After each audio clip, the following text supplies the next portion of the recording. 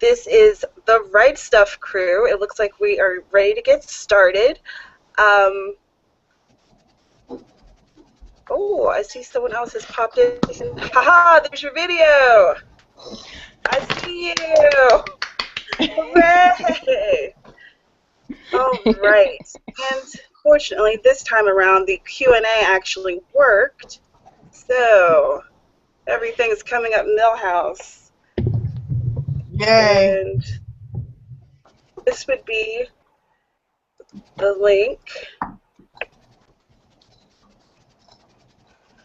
I'm going to share that on my social medias. Y'all can do the same. So that if anyone wants to check it out, they can.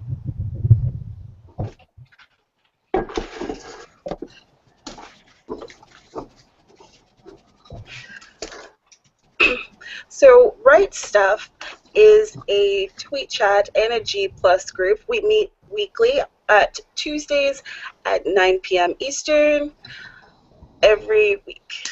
And we are writers who like to talk about writing. And tonight our topics will be Camp NaNo, editing, and just writing in general. And why don't you ladies introduce yourselves? We could start with Amy, go down my line there. Oh, hi, I'm Amy. Nice to meet everybody.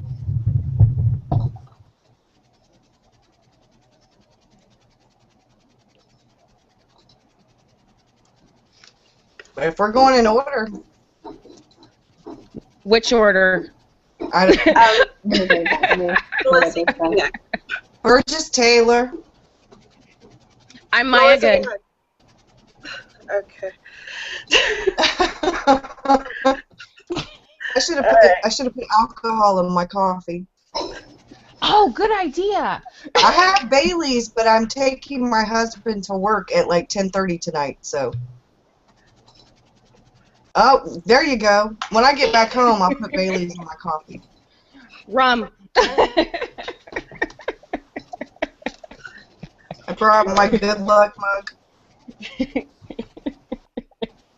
Water here. Ah, So, damn it.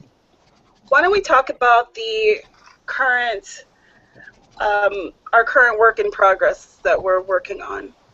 And I'll go first. By the way, my name is Tamara, and I run this whole shindig, and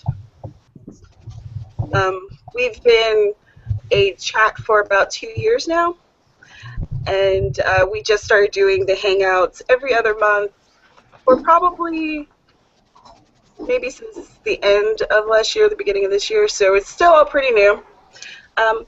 My work in progress is called Blood Roses and Honeysuckles. It takes place in West Virginia, and it is a suspense contemporary fiction.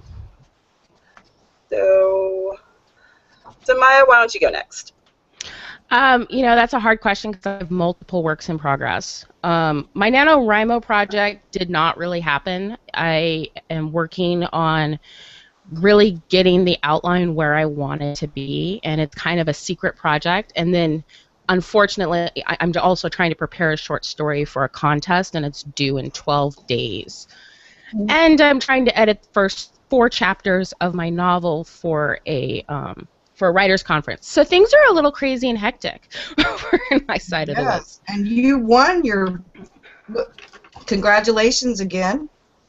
Thank you very much. Yeah, I won a scholarship to a pretty amazing writers conference. It's really just based on craft. It's not a conference where there's agents and they talk about any of that. It's really, you go and you learn how to write better for a week, and I'm pretty excited.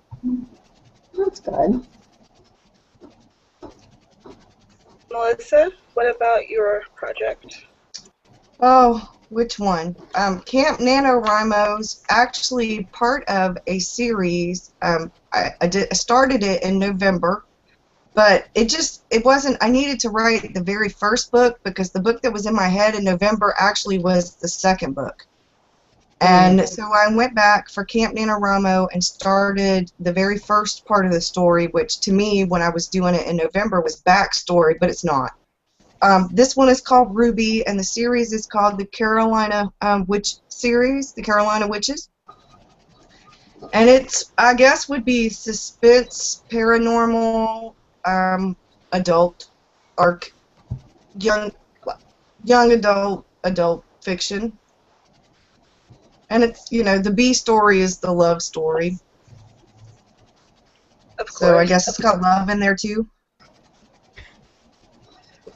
And Amy, what about you?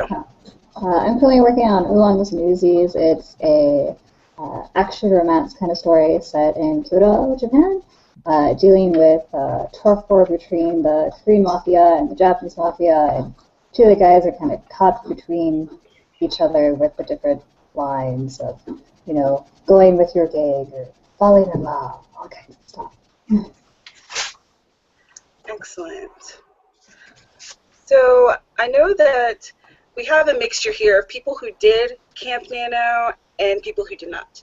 So I did Camp NaNo, and for anyone who isn't aware, Camp NaNoWriMo is the challenge that National Novel Writing Month does in April and July, where you pick your goal, whether it is to write a collection, to write a novel, to edit, to write a play, whatever it is, and you try to more or less complete whatever that project is in that month. So this month I decided that I wanted to write 30,000 words on my project, the work in progress that I mentioned earlier, and I got about 15,000 or so. So I reached about a halfway mark, which I am still really happy about, because 15,000 words is a lot, and they were good words. They weren't just kind of, I don't know, gibberish thrown on the page to... Yeah, I know what you mean. They're like good words that I want to go back and edit later. That's a really good feeling. I don't remember how I put the tag at the bottom. It stayed up there. I don't remember how I did it. When I'm looking at it, I read it. It's backwards. So, but I don't remember how I did it. It's the little toolbox. Google Effects, Tamara says. Thank you.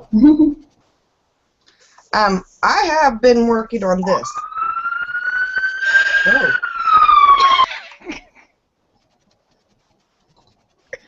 Whoa. I got it in while we were in the middle of Camp NaNoWriMo, and I wish I had gotten it before Camp NaNoWriMo, because I know Maya is, but I am not a real big outliner. I'm more of like in the middle, and this is a map. It maps out your novel instead of outlining it.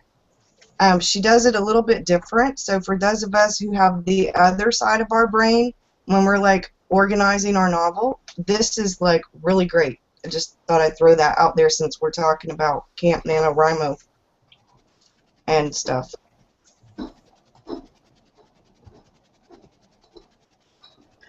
So Amy, you were working on editing this month, weren't you? I was. I have. Let's see.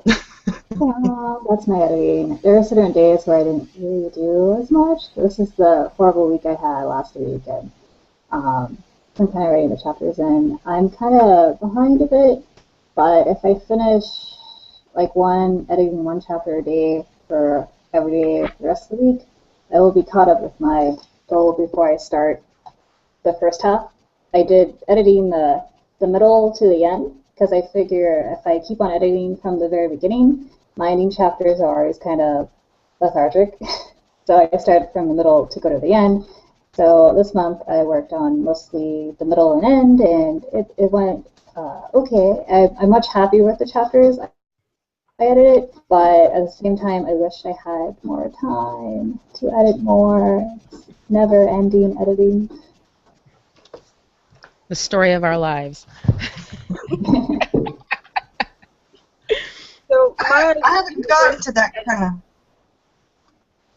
I've not gotten to that kind of editing yet. Whoops. Maya, you're working on editing too, weren't you? Yeah, I am.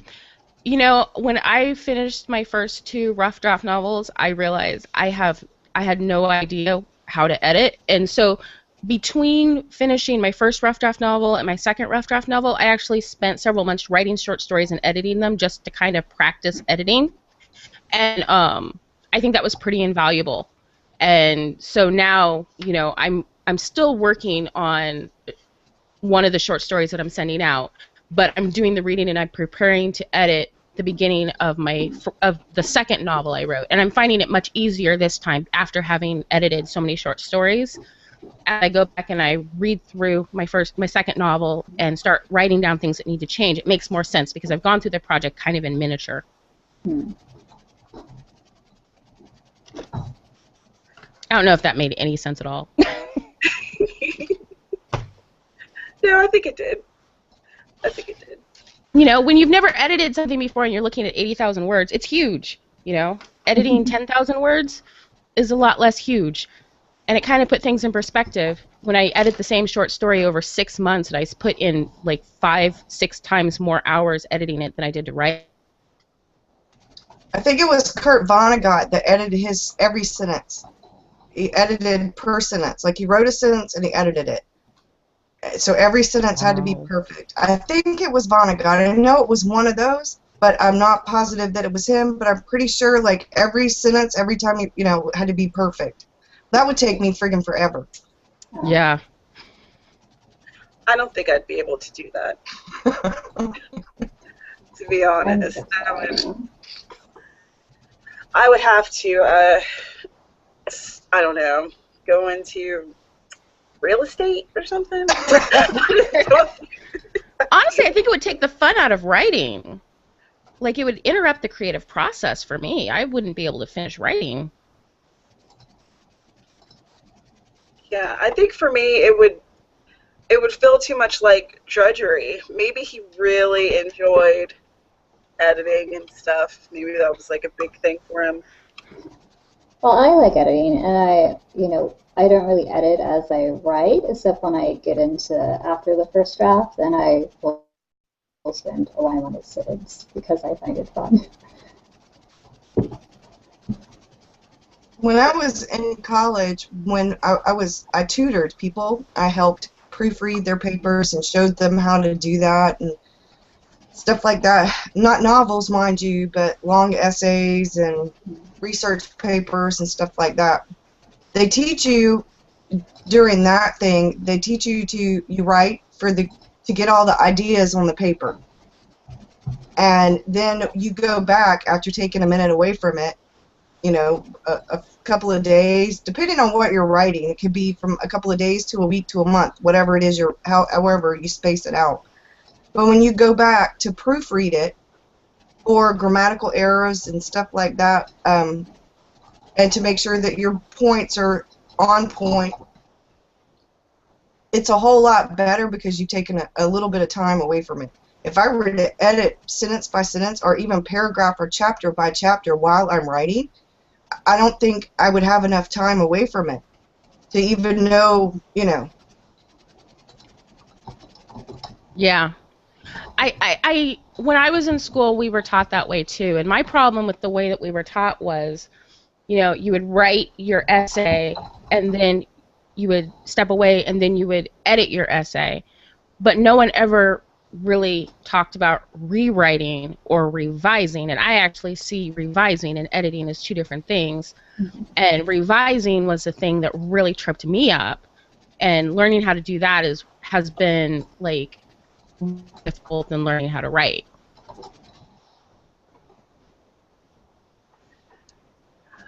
I am trying to learn how to very much enjoy editing. I've always thought of editing as my nemesis, and I'm just trying to get a better viewpoint of it, I guess, and try to think of it more as crafting rather than, I don't know, just taking away from it, or like crafting the story and making it better. Yeah, exactly. That's how I feel. I'm hoping to start editing maybe in the middle or end of June. I want to finish my rough draft by next Friday.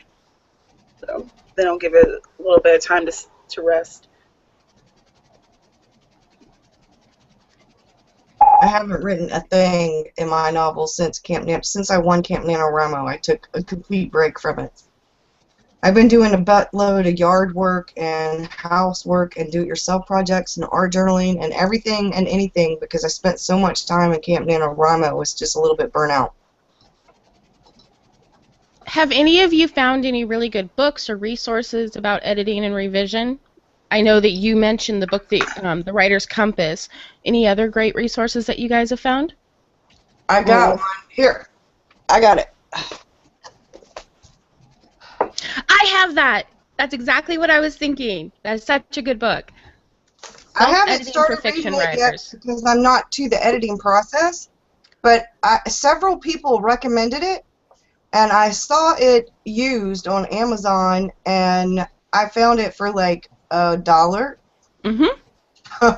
I paid less than $5 for it, so I was like all excited. Here's my recommendation. It's a really active read, so don't wait until you're editing to read it. Read it in advance, take your notes, and then edit it. Okay. Then edit.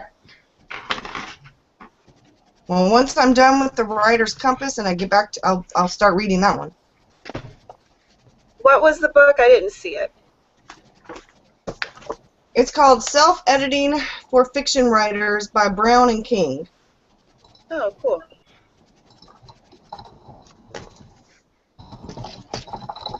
I don't really have a lot of books on writing. I tend to more read articles on it than buy books. I like the book that was it the Revising and Editing? The right one. You guys had we had the writer come and chat with us, the tweet chat writer. I got her name. K.M. Wyland. Yes, I really liked her book. I dabbled in, but I haven't sat down and started to go through it yet because I'm not ready to edit my novel yet. But I have gone through a large portion of the Holly Lyle vision class. It's expensive and it's intensive, but if you work really good in like a classroom format and you're willing to put in that level of depth, I think it's a really great resource. Are you taking her sideways class or the other one? No, the actual revision class. And it's pricey, but oh my goodness, so good. And that was the one where I started to go through it with my first novel and realized that my first novel needed so much work that... It froze. Cliffhanger. I also liked Revising and Self-Editing for Publication by James Scott Bell. I thought that was really good. And I took a lot of notes from there with my editing technique. And I have a video series on it, so I do tons of editing. That's my hobby, editing. Sometimes I feel like. Yeah. Do you guys have any methods that you prefer with your editing? Colored pens and a printed copy. If I'm editing, I have to have a printed copy. I can't edit on a computer. I mean, I can, but it's a whole lot better. I'm a visual person. I need to actually tactile, feel it, look at it, read it out loud. I read it out loud, and that helps a lot, especially dialogue. Maya, you're back. Can you hear us? Are you back? Oh, no, she left. She froze. I agree. I also like having a printed copy, and then I try not to focus on everything at one time. So maybe like this edit, I'm focusing on minor characters and getting them well, and then maybe the second edit, I'm focusing more on characters' feelings and having to portray their emotions and feelings. That way, you don't feel overwhelmed. I like to print mine out and use different colors and things. And I I think that what I'll do first after this draft is complete, I'll read the entire thing and look for the big plot holes and things like where I've changed someone's name and didn't mean to, or just those little things that you might not pick up on while you're writing it. Because I try to just write it through and not really go back too much. But I had to go back a little bit here because I had started this draft years ago. So I didn't remember all of it. So I had to reread some of it and start over with it. But yeah, so it'll be big plot holes and then fine-tuning with the next one. And then the third one just to make sure, and then setting out to beta readers. So on tweet chat, Cheryl, She Reconnaisseurs, said that we were coming in crystal clear. Excellent. And that we look lovely. Well, thank Like you. a glowing ghost of Paris. She's such a sweetheart. She Definitely. is. She really is.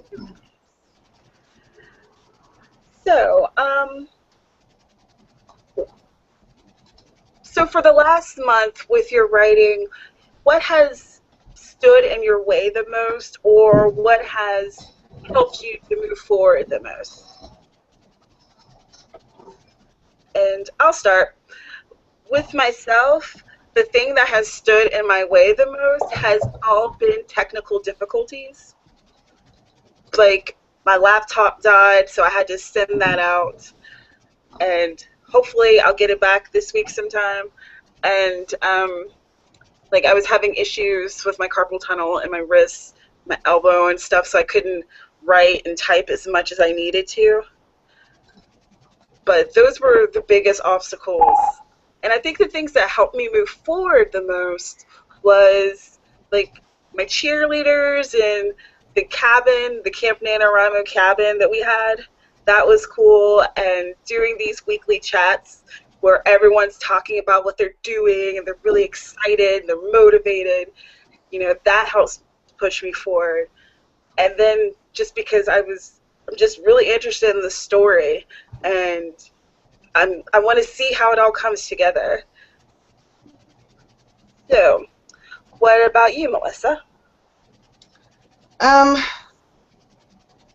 The hardest part I had was this go round, for whatever reason, was a lot different. This was the first NaNoWriMo thing I've been in where I didn't spend every single day except for maybe one or two, because like the only days I ever take off in November were actually Thanksgiving. And I would write ahead so that I could take that day off. But this go around, I picked up my grandson from daycare like 2 or 3 times. There was stuff going on. My daughter's college graduation, like, for example, is this Friday. So she had stuff going on. I went on the road with my husband for like a few days. I didn't really write a whole lot. I didn't get online at all, really. Unless it was with my phone. So the weekends were pretty much shot for writing. I think I wrote maybe altogether, I wrote like maybe anywhere from 100 to about 500 words total on the weekends. And it was finding balance, because it was pretty much like during the day, during the week, I could write for the most part. But all that support that I've had, like several NaNoWriMos and the Camp NaNoWriMos, is like 1 minute, it's super supportive and everything, and then the next minute, well, can't you do that later? So, I knew I needed to find a little bit of balance, because I had stuff going on with the grandson that was really important, and family stuff. But I also knew that if I didn't put the writing in as a priority, then nobody else would. So it was trying to find a happy medium. That was my biggest issue with, and I think I struggled with that the very first NaNoWriMo that I came back after failing the first one. Like, I guess it would technically be my second NaNoWriMo. But up until this point, there's been like a lot of support and people have been really understanding. And maybe it's because I've done quite a few. And they're like, haven't you written that book already? Why haven't you written that book already? Right. So, well, what are you doing all day? Well, I'm playing on Facebook.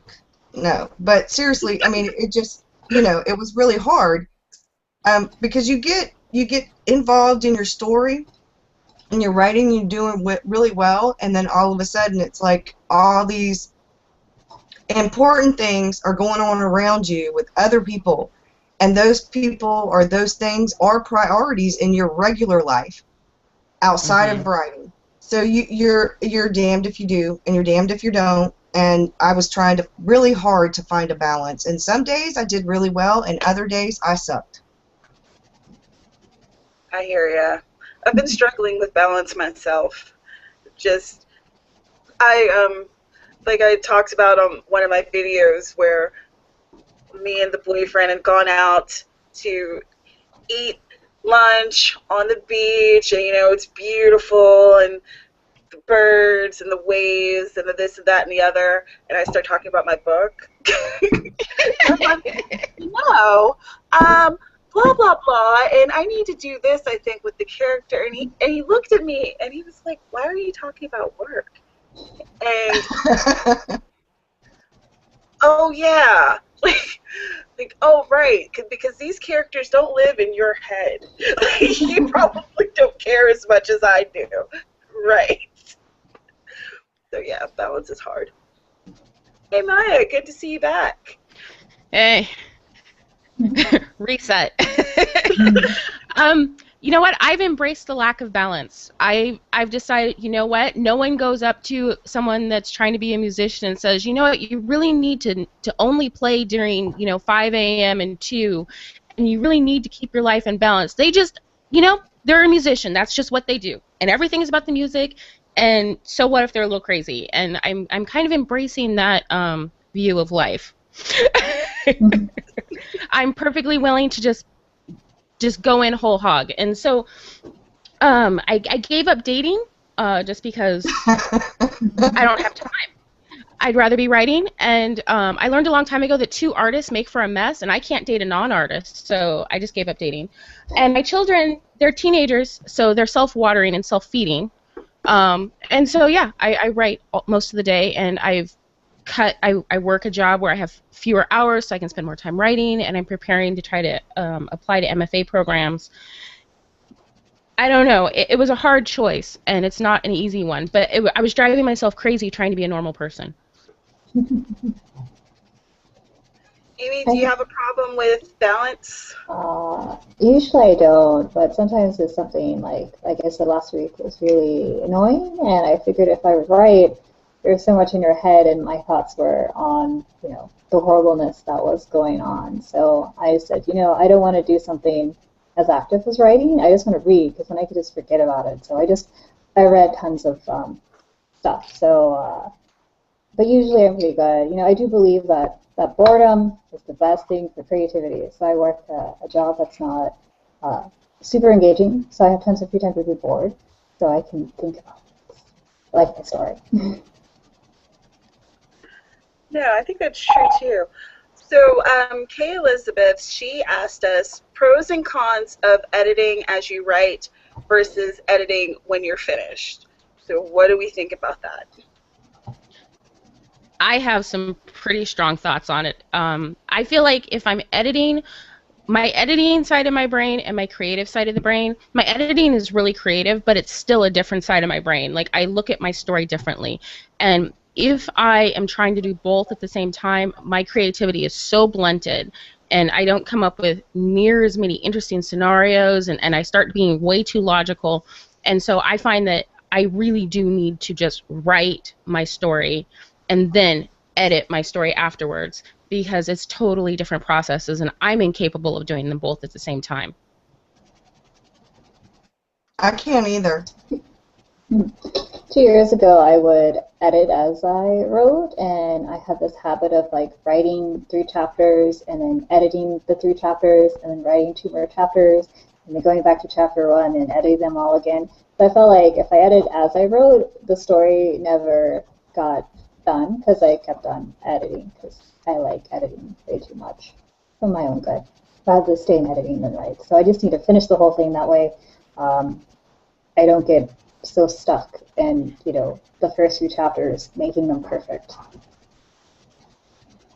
I found that myself to be true, Amy, that if I try to edit while I'm going, then I'm just doing too much editing and revision and not as much new. So it never felt like it was moving forward. So you're always going back to change something. And so I've adopted that nano approach of writing it all and then going back later. Plus, when I edit, when I revise things, I cut a lot. So there's stuff that when I get to the end that I'm going to chop. So why would I spend days editing chapter 2 if when I get to chapter 23, I'm going to cut chapter 2 entirely? It seems like a waste of time to me. Right. My story gets stagnant. I tried editing. As I wrote, I guess it was the second or third NaNoWriMo in a row I did where I actually won. I had a lot of story. I had like 70,000 words. And I went back through and started editing. And I got some really good editing done, but I got so much editing done that I lost the story. Because the rest of it, I kept redoing and redoing and redoing, and I have never went back to that story because I cut so much that I actually lost the original story.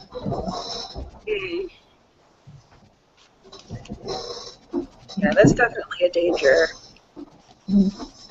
Let's see. Another question that we have.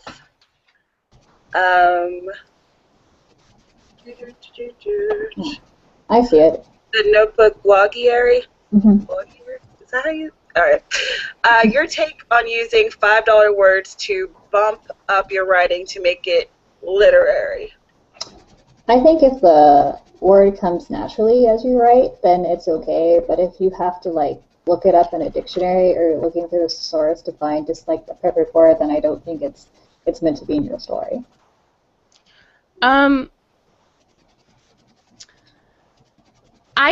Well, two things. One, I don't feel like it's the size of the words that makes something literary. First thing, I'm a literary writer, and that's a pet peeve, so I just want to toss that out there. But I talk like that. I use big words a lot. And so when I write, they naturally come. And I feel like that's good. But I also feel like during the revision process, there are many times where I do want to find the perfect word. And it's not because of pretension. It's because I have a history of writing poetry. And so finding the perfect word, whether it's a big word or a small word, is really important to my style of writing. And so I don't think there's anything wrong with that. You just have to know that you're looking for the perfect word because you want the perfect word. You're not looking for a big word because you want to sound smart. Mm-hmm. Well, Hemingway and Steinbeck didn't really use a lot of big words, and their works are very literary. Yeah. I do definitely think it's a style choice, and I tend to look for perfect words too,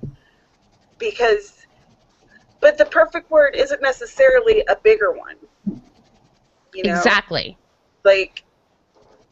It's all about me trying to say what that character or what that scene needs in as few words as possible. My background is poetry and journalism, so I am all about. I don't do a lot of flowery prose, Purple prose. Purple Purple prose is what it's called. Yeah. Which purple. always sounds like such a dirty term to me. I can't use the term purple prose because it sounds dirty to me. Yeah. I think it depends on what you're writing and the character's voice. If you're writing a character's dialogue who's an intelligent workaholic, say a lawyer or a doctor, their speech pattern is going to be a little bit different than somebody else's. So if you're looking for a perfect word that one person would say as a character versus another person, one person would say the sky is blue and another person is going to say the sky is indigo. So I think it just really depends on your character too. Mm-hmm. So in the tweet chat, Amy said that she has a scene that she thinks she's stalling on writing because for some reason she doesn't want to. Do we have any advice for that?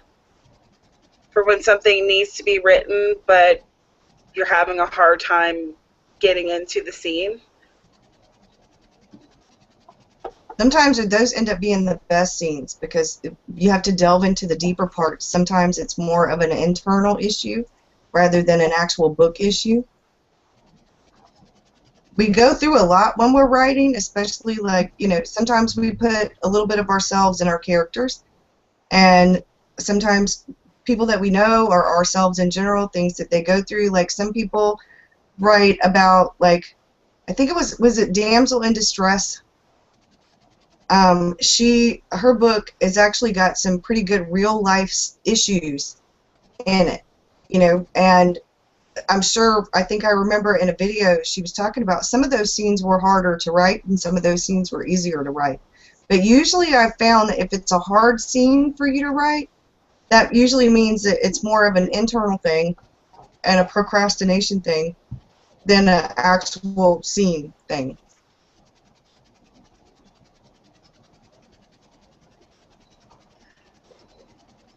I know, because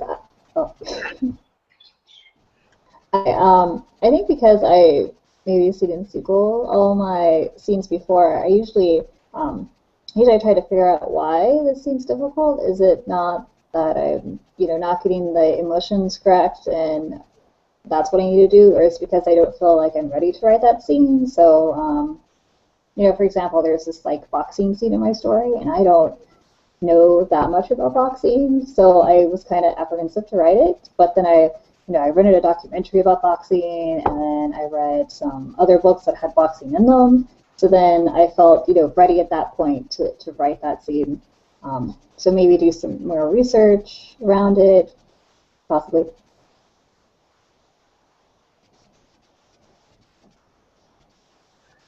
I've found that usually when I'm having a problem getting into a scene or getting to it, that that there may be something that's scaring me about the scene, that maybe there's something that I have to confront that maybe I'm uncomfortable with, or perhaps there's something that I need to talk about that I'm not sure if I will do it justice or just do it properly, or I haven't dealt with this issue before.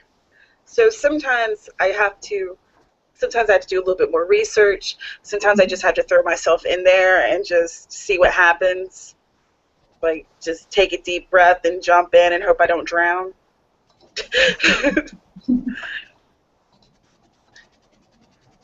I know one time I was having trouble with a scene, and it turns out that scene really had no business in the novel. I mean, I kept having trouble with the scene, and the reason I had trouble with the scene is because the scene really wasn't important to the whole of the novel. That's true too. Sometimes maybe it's just not right. Let's see, what's everyone talking about in the chat?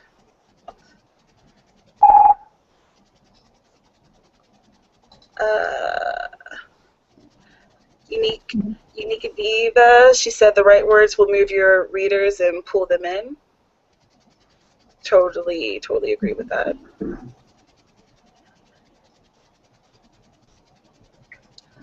So, what are your future writing goals?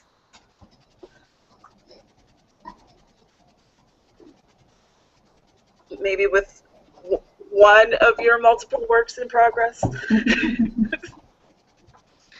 I want to finish my novel and be at least one edit through by the end of this year. That was my goal at the beginning of the year, is to finish one of the novels in this series and to have at least gone through one round of edits, by the end of the year, so that, I'm hoping to be a little bit further than that, but I don't know for sure. But that's my main goal, so that, you know, hopefully by the time November rolls around, I can start the other book, and then go back to editing in December on, for a second round of edits.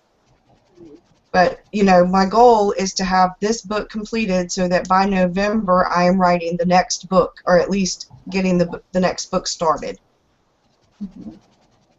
And I want to start writing more poetry. I used to write a ton of poetry, but the last few years I haven't really written very much, and I want to get back into poetry.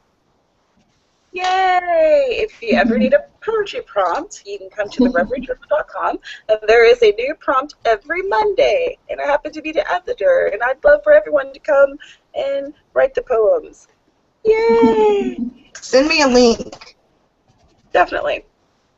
I'll tweet it out as well. My writing goal is to finish, this second half, so I have to finish the first chapters, and actually, 1 through 19 by June 2nd, 7th. More editing. Yeah.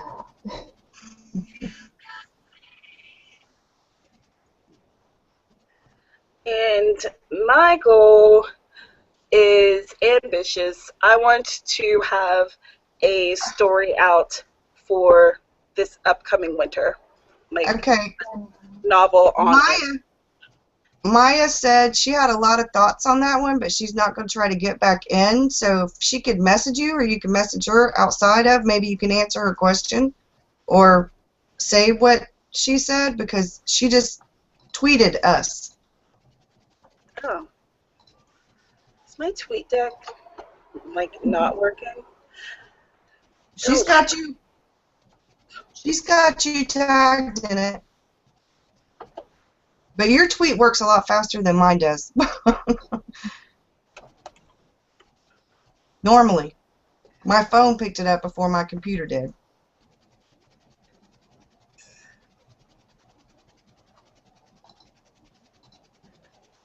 All right, I'm telling her, what do you want to say? Tell us.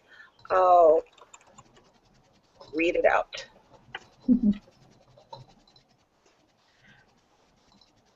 I think one of the things that's the hardest is when you have goals, especially when it's writing and editing and things like that, is to stay motivated.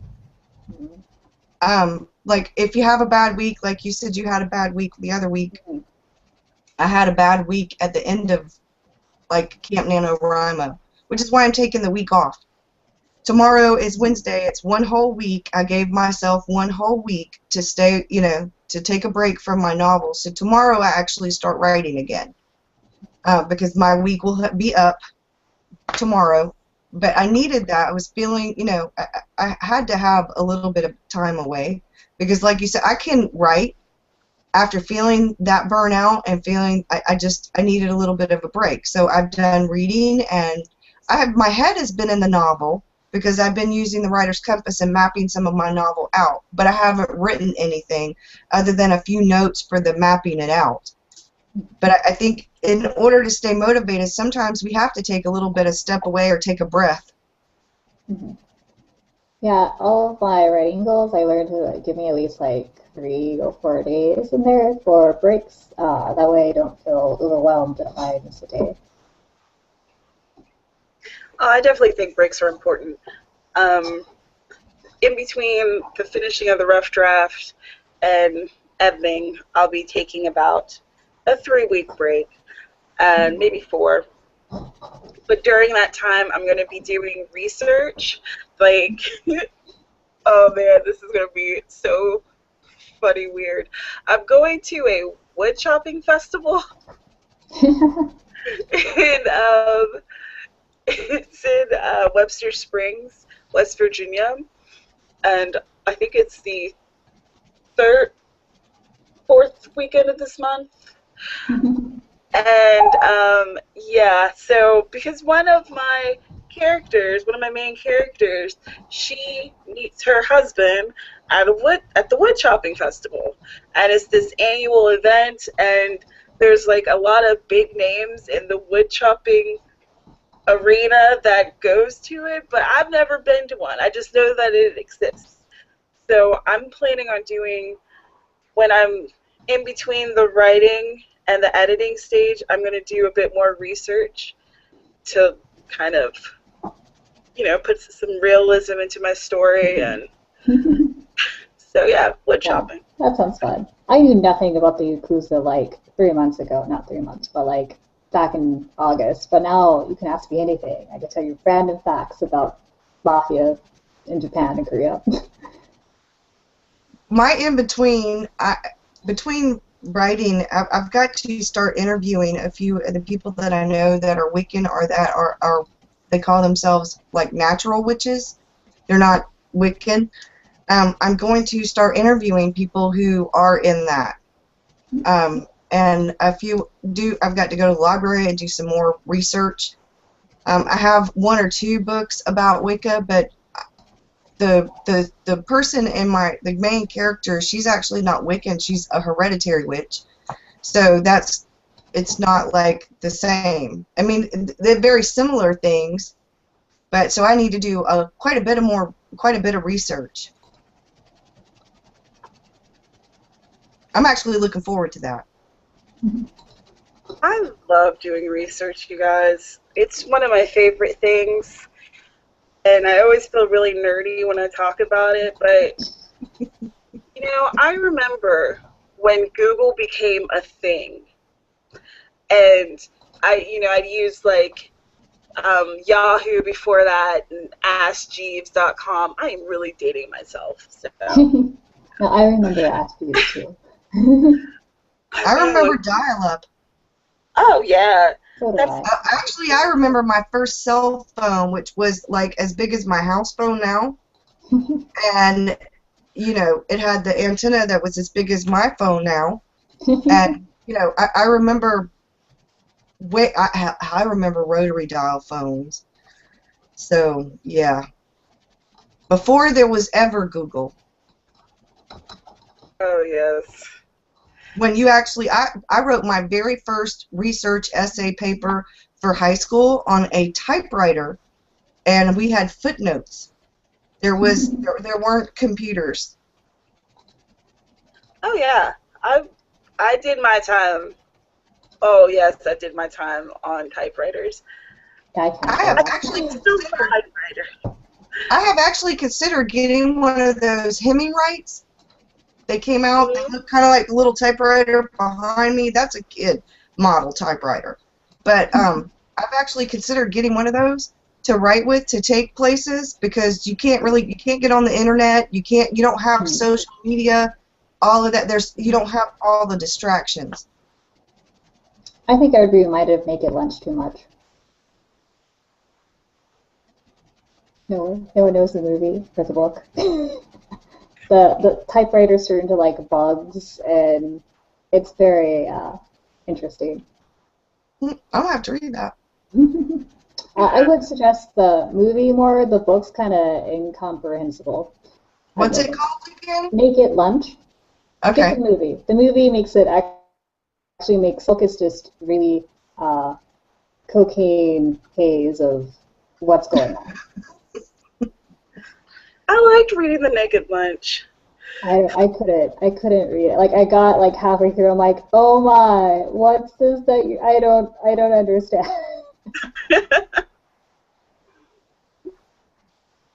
Wow, we've hit the top of the hour, ladies.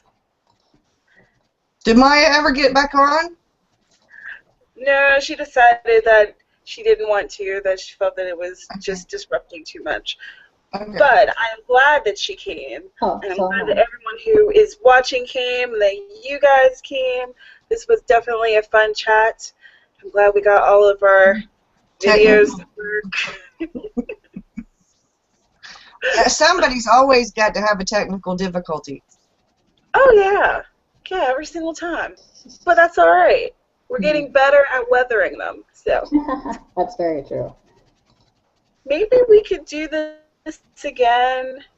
When you're back from vacation. Yeah, I'll be back from vacation in July. Oh. So I'm going to be in West Virginia for a month and a half. Well, this is May, and we do it every month, so July would be about right. Mhm. So let's say July, and we'll pick a Tuesday later. 'Cause, let's see, the first Tuesday, that's probably somewhere near the 4th. Oh, the 4th of July? Yeah, it's right before the 4th. Or wait, no, the first Tuesday of July is the 7th. Oh. All right, so we'll figure that out later. But anyway, like I said, thank you to everyone who is tuning in, and I've tweeted out the G Plus group. So if you want to join that, and that is where I will pin if you want to join the G Plus chat for the month, let me know there, and then I'll send you the link, and it'll be awesome. So When again, is that? go ahead. When is that? Sometime in July. I hate those little things. They're so annoying. Anyway, sometime in July we'll figure out exactly when, because I'm not even sure exactly what date I'm coming back yet, because we haven't booked the tickets. So, thanks everyone for stopping by, and we will see you next week for our regular tweet chat on something involving writing. Okay. Writerless. That works. Bye. All these good writerly things. Bye. Bye.